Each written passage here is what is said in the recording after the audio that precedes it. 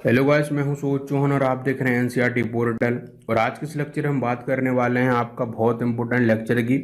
और इसमें हम कंटिन्यू करेंगे आपका जो सेशन है 1.4 की, जो आगे के मतलब जो हिस्से हैं उनको, मतलब कि जैसे आपका 1.4.1 या 1.4.2, इस तरह से इनको हम कंप्लीट आज कराएंगे। तो इस लेक्चर में हम शुरुआत यहाँ से कर रहे हैं कि क्या लिखा, अनसर्टेनिटी इन मेजरमेंट। तो जो मेजरमेंट होता है, मतलब कि जो हम मापते हैं किसी भी चीज़ को मेजर करते हैं, तो उसमें कुछ अनसर्टेनिटी रहती है। उसके बारे में थोड़ा सा पोर्शन आपको बताएगा, फिर ये बताएगा कि किस तरह से इनको हम कम करते हैं और कैसे एक तरीका होता है जिससे किसी भी नोटेशन को सही से लिखा जाता है। ये हम स्टडी करें उससे पहले आपको हम ये बता देते हैं जो आपका ग्रीन बॉक्स में ये जो दिया गया उसके बारे में। तो देखिए यहाँ पे आपको कुल मिला के कुछ नहीं है, सब जो है पढ़ी पढ़ाई चीज़ें ही बताई गई हैं। जैसे रेफरेंस स्टैंडर्ड क्या होता है, देखो रेफरेंस स्टैंडर्ड के बारे में इन्होंने पूरा जानकारी में बताया है कि देखो, रेफरेंस स्टैंडर्ड जो रहता है हमारा, वो क्या होता था कि किसी को हम रेफरेंस की तरह मानते हैं। मतलब कि आपका जो है एक बांट, आपने देखा होगा 1 किलो का जो बांट रहता है, कोई भी आप बाजार वगैरह करने जाते हो, जो भी सब्जी वगैरह लेते हो, तो वहाँ पे वो क्या करता है, आपको बाजार वो जो सब्जी वाला रहता है वो क्या करता है, एक बांट को रखता है और वो सब्जी के बराबर उसको दे देता है। तो उस एक बांट को हमने एक एक जो हमारा क्या था, 1 किलो था, उसको हमने 1 किलो ही क्यों माना, वो ही हमारा 1 किलो क्यों है। जो आपका इतना बड़ा जो हिस्सा होता है उसको हमने 1 किलो क्यों माना है, हमने और किसी चीज को जो है 1 किलो क्यों नहीं बोलते। तो क्या था कि ऐसे ही क्या था कि जो साइंटिस्ट को कन्फ्यूजन थी, तो उसी कन्फ्यूजन को हटाने के लिए उन्होंने क्या किया, कोई स्टैंडर्ड मान के चले। उन्होंने क्या करा कि एक कॉन्फ्रेंस वगैरह बुलाई, जो मैंने आपको पहले बता चुका हूँ। तो वहां से ये सारी चीज़ों को उन्होंने यूनिट्स बनाया, ये सब बातें करी। तो इन्होंने क्या किया कि जैसे आपका मीटर स्टेक, एनालिटिकल बैलेंस, ये सब उन्होंने कैलिब्रेट कर दिया। अब इनको मेजर करने के लिए कोई ऐसी चीज़ होनी चाहिए। जैसे इन्होंने कहा कि भाई मास को मेजर करने के लिए इन्होंने एक प्लेटिनियम इरिडियम का सब्सटेंस बनाया, जो कि इंटरनेशनल ब्यूरो ने एक्सेप्ट किया और बाकी सारे देशों ने इनको एक्सेप्ट किया कि इन्होंने प्लेटिनियम इरिडियम का क्या बनाया, एक सिलेंडर बनाया, और उसका जितना मास होगा वो किसके बराबर होगा, उसके जो भी आप 1 किलो का जो बांट देखते हो उसके बराबर होगा। इस तरीके से ये सब हुआ। फिर अब यहाँ पे आगे इन्होंने लिखा है कि जो हमारा प्लेटिनियम इरिडियम लेने का जो रीजन था वो ये था कि जो है केमिकल अटैक वगैरह से अटैक नहीं होता है, केमिकल वगैरह इरेक्शन से ये जो है नहीं होता है, अटैक वगैरह इस पर नहीं होता है। फिर आगे जो आपको बताया गया है यहाँ पे वो ये है कि साइंटिस्ट को क्या था कि यार प्लेटिनियम इरिडियम से भी कोई अच्छा तरीका चाहिए था। तो उन्होंने फिर क्या करना चाहा, इसको एवोगाड्रो कांस्टेंट के संग डिफाइन करना चाहा। फिर जो है कई सारे और अटेम्प्ट निकले। इन्होंने कहीं अल्ट्रा प्योर सिलिकॉन जो है उसका यूज़ करना चाहा। इन्होंने देखो अब ये जो चीज़ें लिखी हैं, जैसे एवोगाड्रो कांस्टेंट के संग किस तरह से किया, या फिर आपका जो है इन्होंने जो अल्ट्रा प्योर सिलिकॉन के संग किस तरह से किया, ये आपके सिलेबस का हिस्सा नहीं है, ना ही आपको इस बुक में बताया गया है। उन्होंने सिंपली इसके नाम लिए हैं, ये मेथड्स हैं। अब ये कैसे हुई हैं, क्या हुई हैं, वो आपको आगे चल के समझ आएगा, अभी आपको ये नहीं समझना है।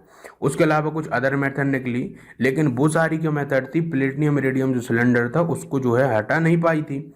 फिर आगे चल के हमने एक और चीज़ देखी कि जो हमारा क्या होता है मीटर, जिसे हम बोलते हैं 1 मीटर 2 मीटर जो भी होता है, तो उस मीटर को भी डिफाइन कैसे किया गया कि इन्होंने क्या किया, मीटर को डिफाइन करने के लिए एक बार लिया, जो ये आपको दिख रहा है इसे हम बोलते हैं बार।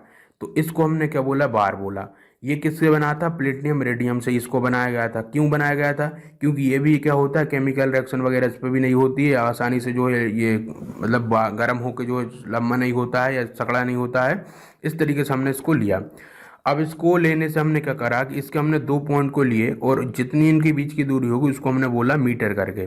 तो इसके हम इसने इन्होंने ये बोला, और ये कब होगा, जब हम 0 डिग्री सेल्सियस टेम्परेचर लेंगे। अब वो भी एक सही तरीका नहीं माना गया। फिर आगे चल के इसको और डिफाइन करा और उन्होंने कहा कि जो क्रिप्टन लेजर से जो वेवलेंथ निकलती है, तो जितनी उसकी वेवलेंथ निकलती उतने टाइम आप इस नंबर को कर दो, तो वो जो होगा 1 मीटर के बराबर होगा। अब इन्होंने ऐसे कर दिया। फिर आगे चल के क्या हुआ कि इसको भी हमने और ना मान के फिर क्या करा कि ऑल दो दिस वॉज हमारे लिए फिर ये भी कोई एक डाउट का ही विषय रहा। फिर हमने क्या करा, आगे चल के फिर मीटर के लिए और भी कुछ वैल्यू निकाली, है ना। और फिर हमने ये करा कि जो हमारी एक लाइट की स्पीड होती है, यदि वो 1 सेकंड में इतनी स्पीड के संग चल रही है, तो जितना वो लेंथ कवर कर रही है वो मीटर हमने मान लिया। तो इस तरीके से क्या हुआ, डिफरेंट डिफरेंट अचीवमेंट हुए रेफरेंस ऑफ स्टैंडर्ड को बनाने के लिए।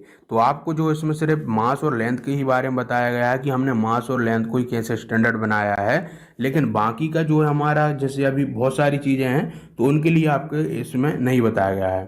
तो बस इतना ही था आपके लिए जो है ग्रीन बॉक्स में। अब हम बात करते हैं हमारा जो टॉपिक है उसके बारे में। तो जो आज का टॉपिक है हमारा वो सिंपल सा है, और वो ये बोलता है कि भाई देखो अनसर्टेनिटी मैंने फिर भी पहले बोल चुका हूँ, अनसर्टेनिटी मतलब सिंपल आप बोल सकते हो जो एरर वगैरह रहते हैं आपकी मेजरमेंट में। तो आपको जो है केमिस्ट्री में एरर के बारे में कोई इतना डीपली स्टडी नहीं करना है। जो एरर वाला पोर्शन है वो आपको फिजिक्स में है, तो फिजिक्स में आपने एरर के बारे में सब कुछ पढ़ा और मैंने आपको लेक्चर भी वहाँ पे प्रोवाइड करा रहा हूँ।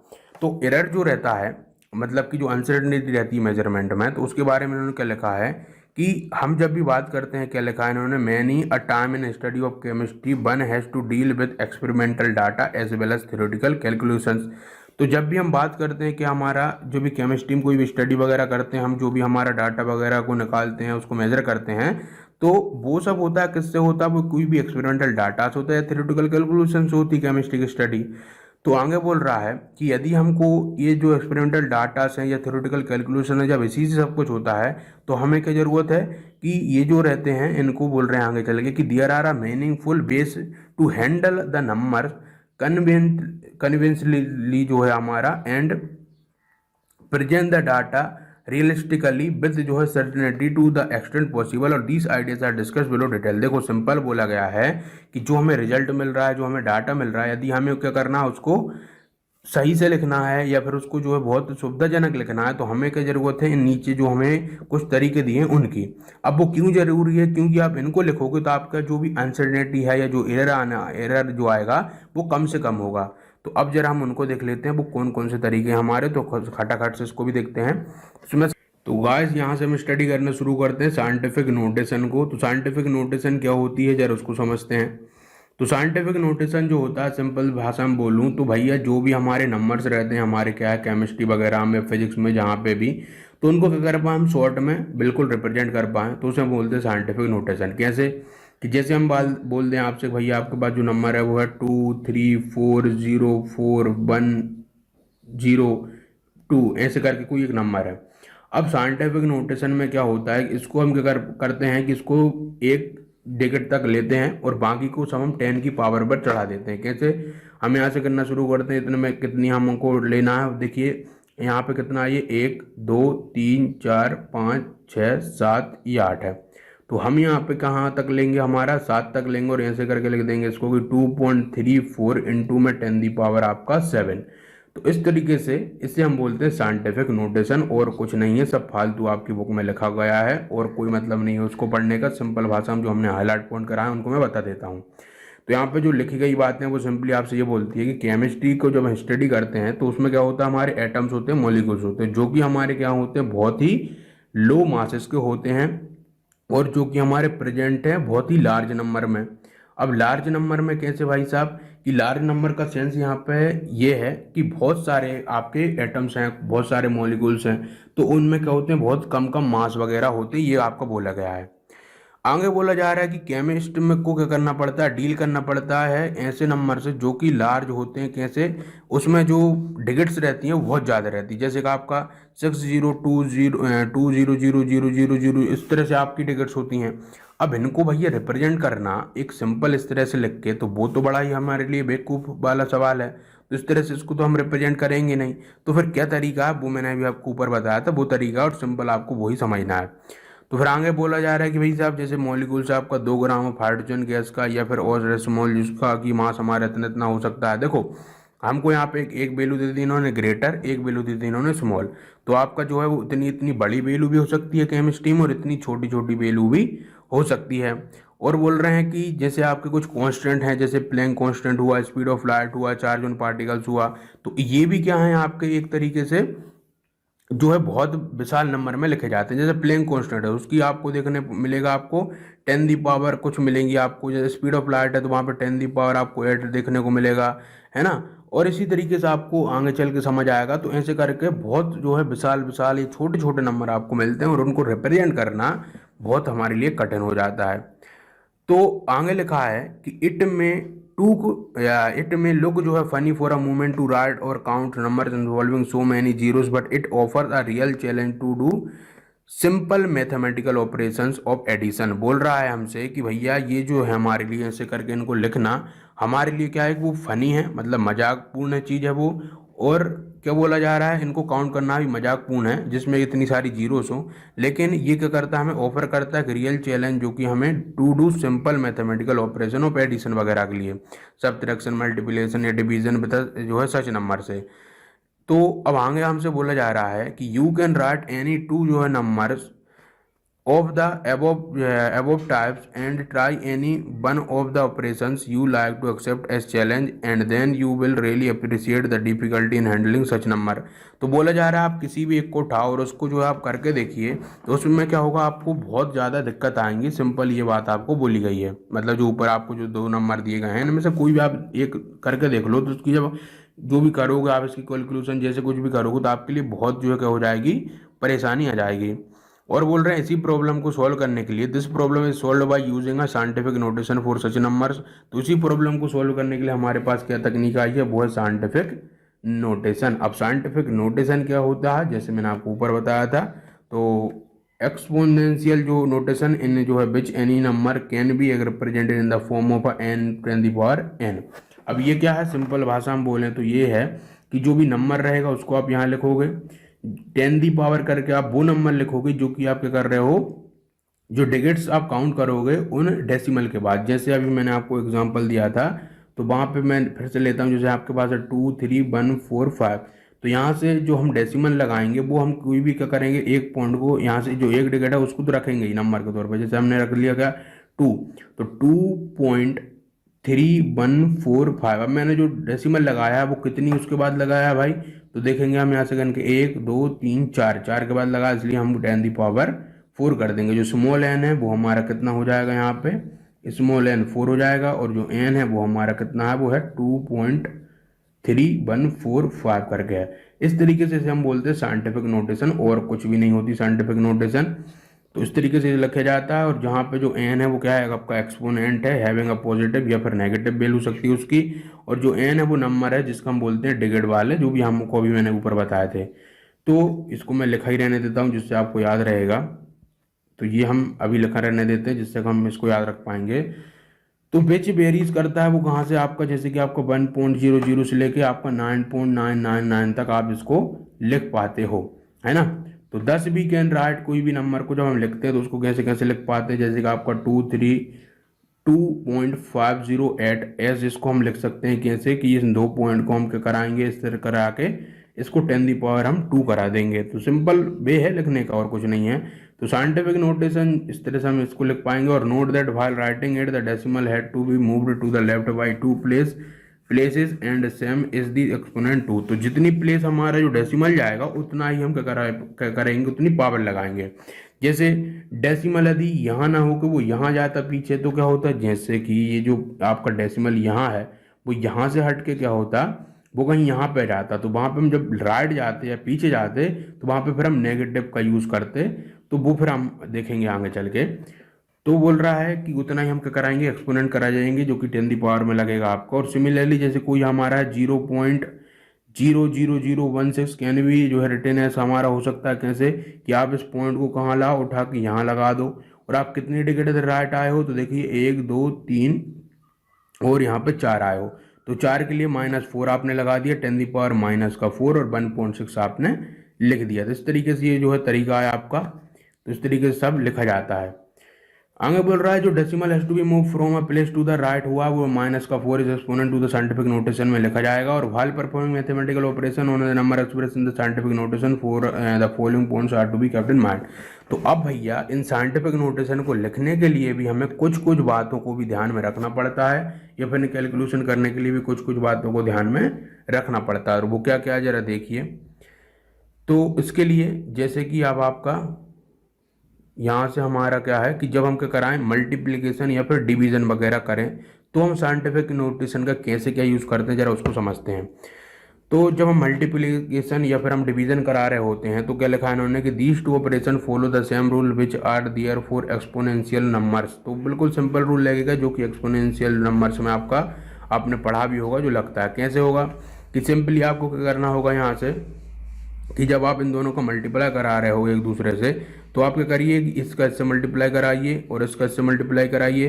तो जब हमारा ये जो बेस जो है सेम होते हैं और पावर डिफरेंट होती है, तो जो पावर रहती है वो एडअप हो जाती है, इसलिए हमारा क्या हो जाएगा कि 5 + 8 हो जाएगा, और बाकी जो 5.6 इंटू में 10 की पावर आपका जो है 6 9 है, वो दोनों आपस में मल्टीप्लाई हो जाएंगे। तो इसकी पावर 5 और 8 मिलकर 13 बन जाएगी। यहाँ पे आपको दिख रहा है 10⁻13, और बाकी ये जो दोनों का मल्टीप्लीकेशन जो आएगा वो कितना आएगा, लगभग आपका आएगा कितना, आपका देखिए आएगा आपका 38.64 इतना आएगा।